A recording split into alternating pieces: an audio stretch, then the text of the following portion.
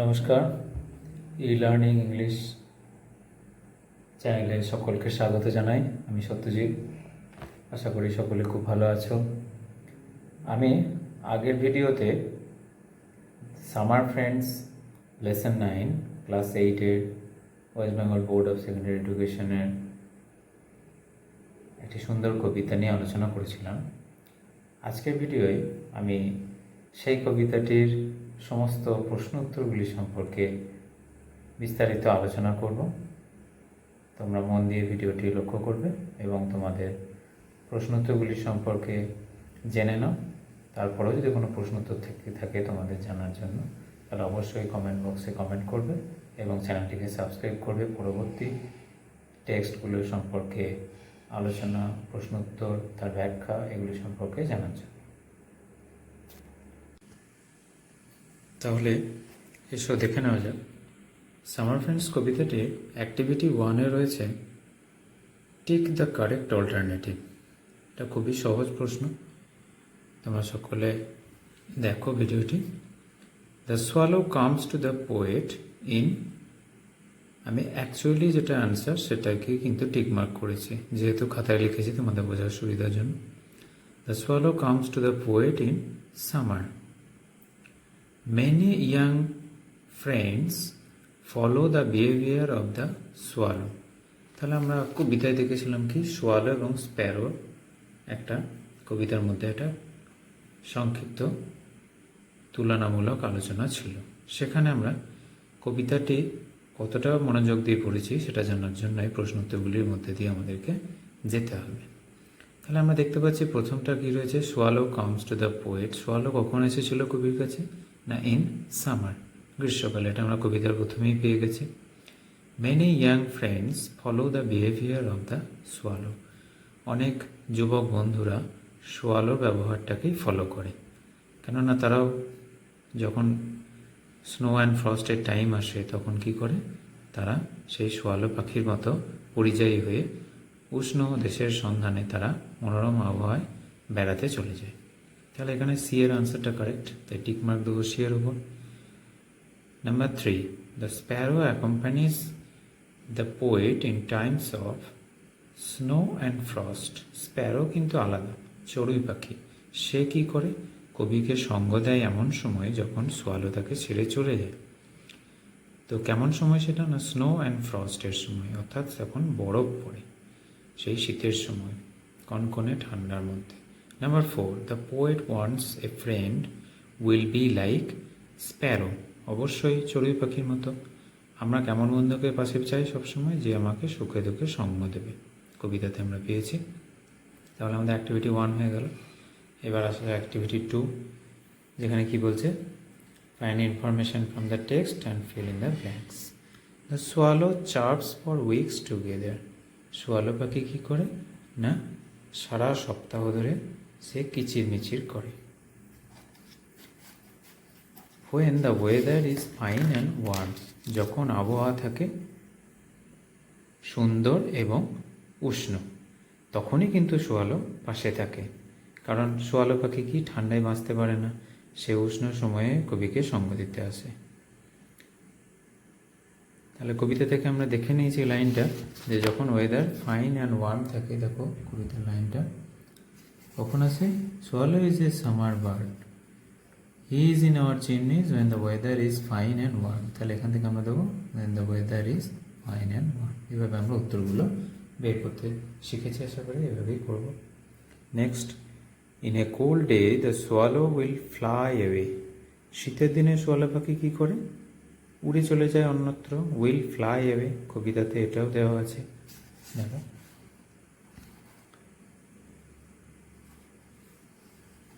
In dreary days of snow and frost, closer to man and fling the sparrow. তার আগে কী করছে? Fly our guest the swallow, but one cold wintry day away will fly our guest the swallow. তাহলে সেখানে এটাই আমাদেরকে লিখতে হবে এখানে, যে in a cold day the swallow will fly away. Even when old friends are separated, their hearts to us will never narrow.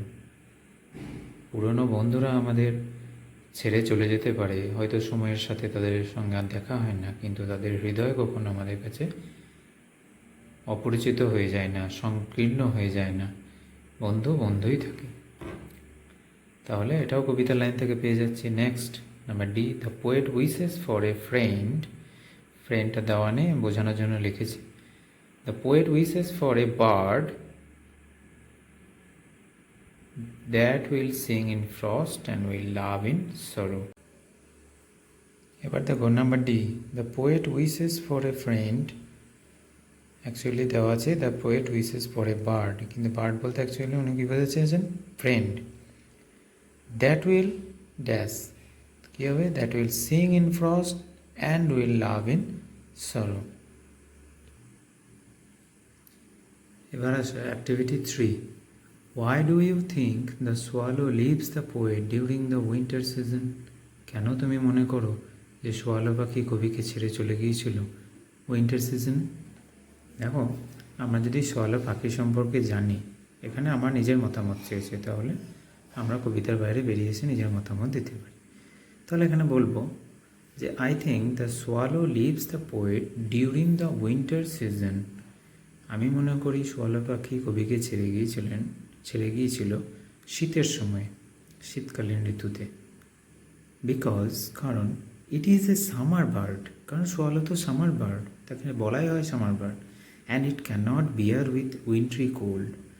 সে শীতের তীব্রতা সহ্য করতে পারে না।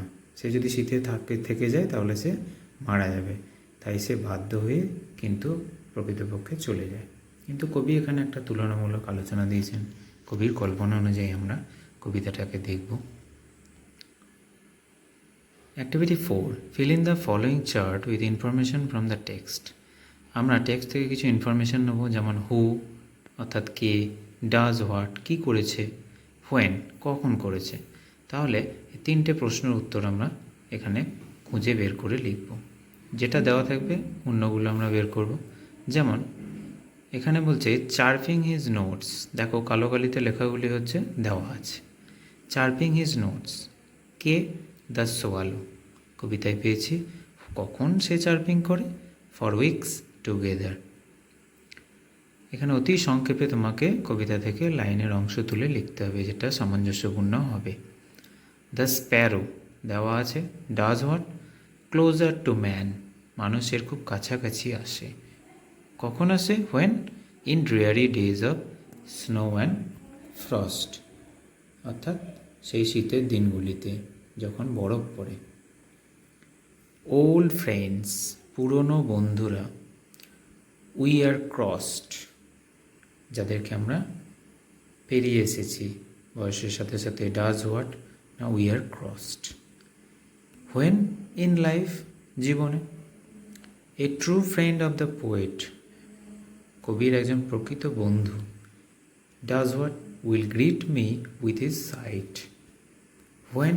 না, টুমরো। দেখবে কবিতার লাস্ট লাইনের দেওয়া আছে a true friend of the poet will greet me with his sight tomorrow. এবার চলে এসো activity 5, question answer.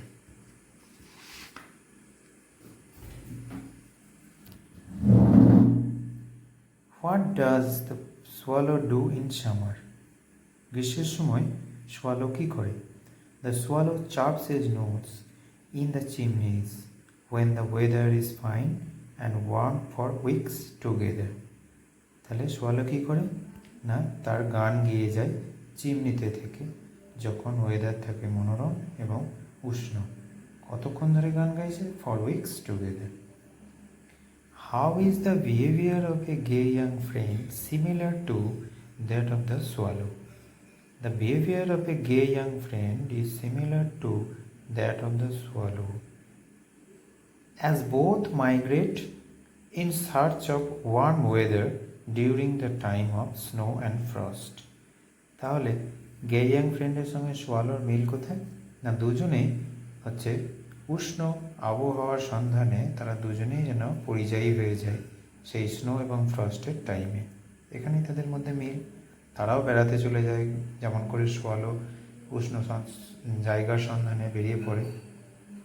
What type of a friend does the poet want? কবি কী ধরনের বন্ধু চান? The poet wants such a friend who will greet her with his sight tomorrow whatever mischance today may send.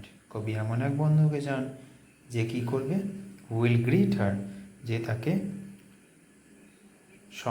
সম্বোধন করবে, with his site, তার নিজের দেখা দিয়ে, আগামী দিনে, whatever mischance today may send, আজকে যে কোনো দুঃখ, যে কোনো অঘটন ঘটলে পরে বন্ধু ঠিক পাশে এসে দাঁড়াবে, এমনই বন্ধুকে লেখিকা এখানে, কবি এখানে চেয়েছেন। Hmm does the poet like, the swallow or the sparrow? Give reasons for your answer. কবি এখানে কাকে বেশি পছন্দ করেছেন, সোয়ালোকে না স্প্যারোকে? The poet likes the sparrow, কবি এখানে স্প্যারোকেই বেশি পছন্দ করেছেন।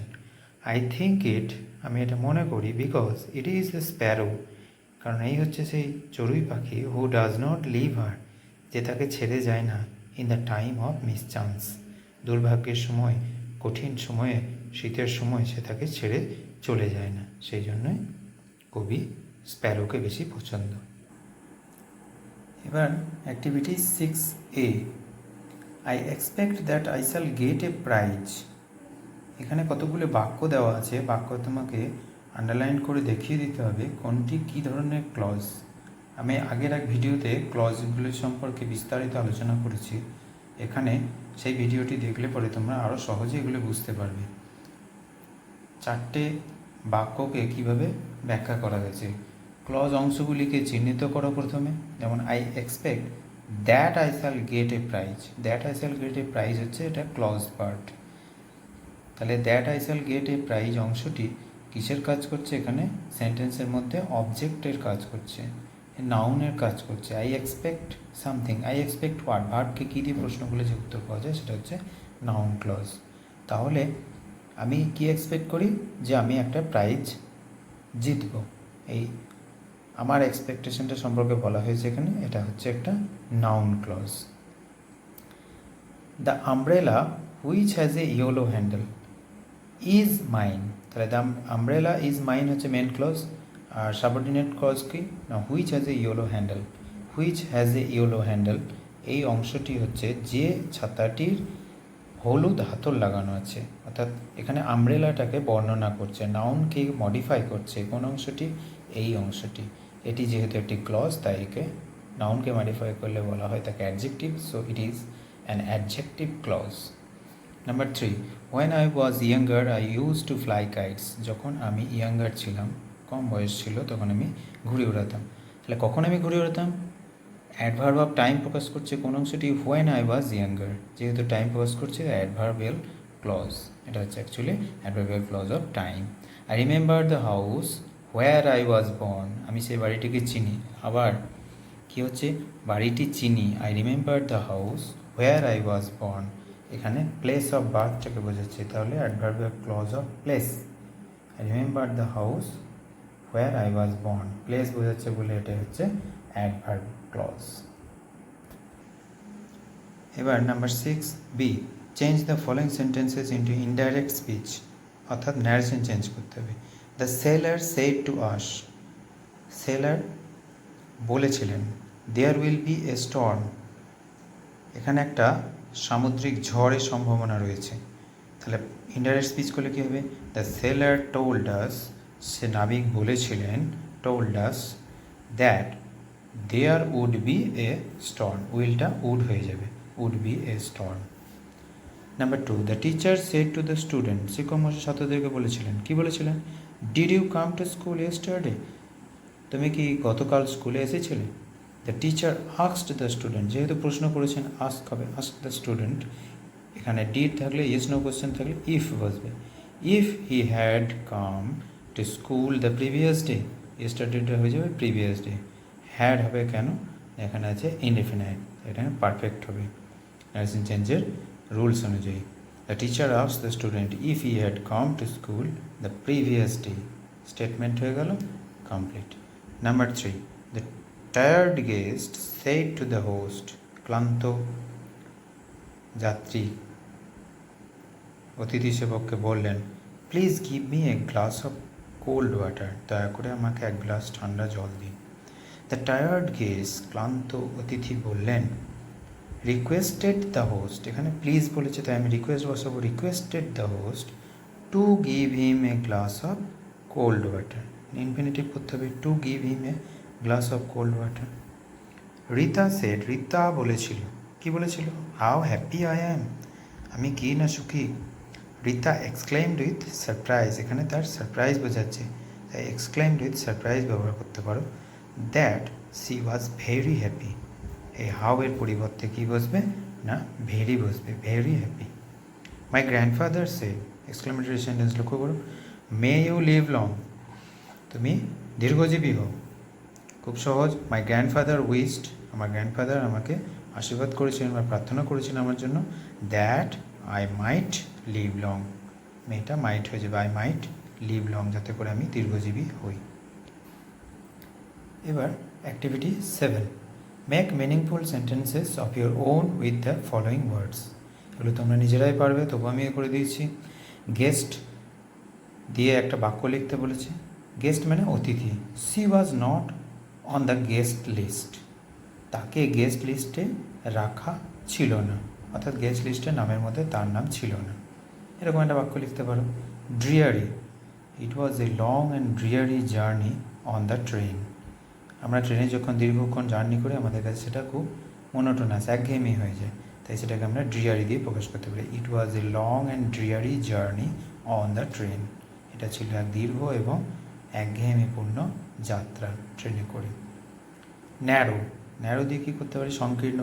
হি lost the race by a narrow margin, অল্পের জন্য সে দৌড় প্রতিযোগিতায় হেরে গিয়েছিল। মিসচান্স, মিসচান্স মানে হচ্ছে দুর্ভাগ্য, মিসফরচুন।